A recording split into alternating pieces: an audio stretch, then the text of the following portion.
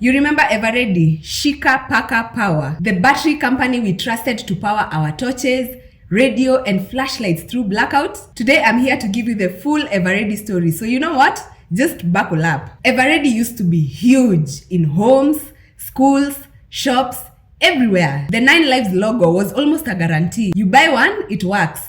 But power cuts, battery acid, imports, and life happened. And sometimes even the nostalgia doesn't pay the bills. Eveready East Africa, which was originally Union Carbide Kenya, was incorporated in 1967. This was one of the pioneers of battery manufacture in Kenya. They made dry cells like those diesel batteries, car batteries, torches, mostly in Nakuru. The factory was running full steam in the good old days. It was contributing over 60% of the company's turnover from battery manufacturing. In those days, Eveready didn't just sell batteries, they sold trust. When your radio or torch flicks on, you know who powers it. They expanded, they diversified a little, they introduced flashlights and bulbs, and they also built strong brand awareness. Then things turned. In 2014, they shut down the Nakuru dry cell factory. I'm telling you, the rising cheap battery imports hit them hard. The factory's capacity had dropped to about 25%. Eveready also terminated a long-standing supply and distribution contract with Egypt's Energizer in December 2016 because that deal limited the ability to set prices. That deal also limited the ability to respond to market changes. They said the terms imposed by Energizer or the global parent, they weren't working. After the shutdown, they started importing under their own or partner brands, things like Turbo. Eveready's revenue has been dropping for years.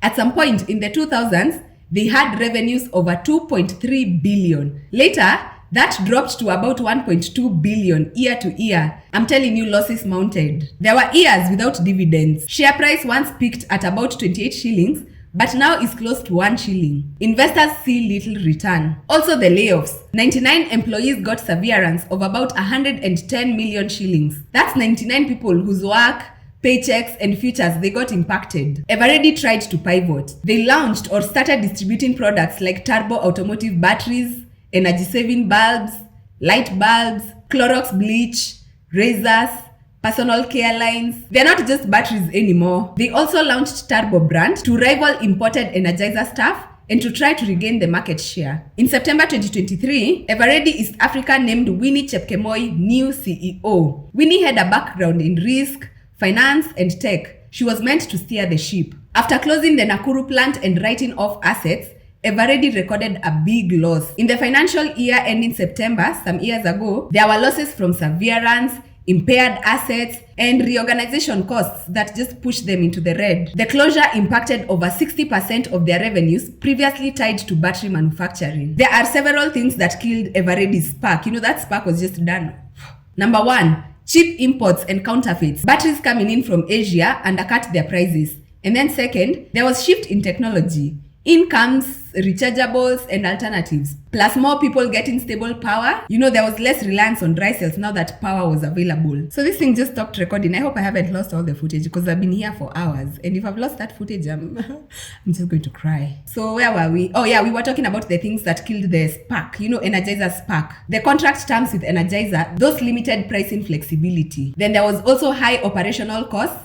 The energy, raw materials, labor, plus currency and forex challenges. Then property or maintenance or overheads of the factory. Once it's running at low capacity, all costs hurt more. So where does Eveready stand right now? Yes, they still exist. They still import and distribute products under Turbo, bulbs, and personal care. They're trying, but the question is, can the brand survive?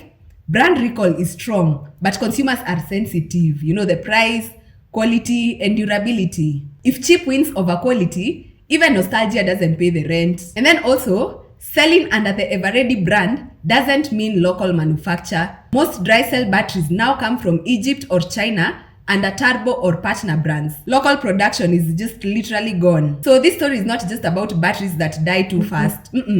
It's about local industrial policy, global competition, and how nostalgia and trust can't always survive market forces. If Kenya wants strong manufacturing, it needs policy, import laws, quality enforcement, and people choosing local. So yeah, if you are part of the shika paka power, let me know in the comments, and I'll see you guys in the next one. Guy, I need to now go and sleep because even my eyes are red because of the way the lights, I have lights everywhere. You can see left, right, and center. And I'll see you guys in the next one. Thank you for being here and thank you for watching.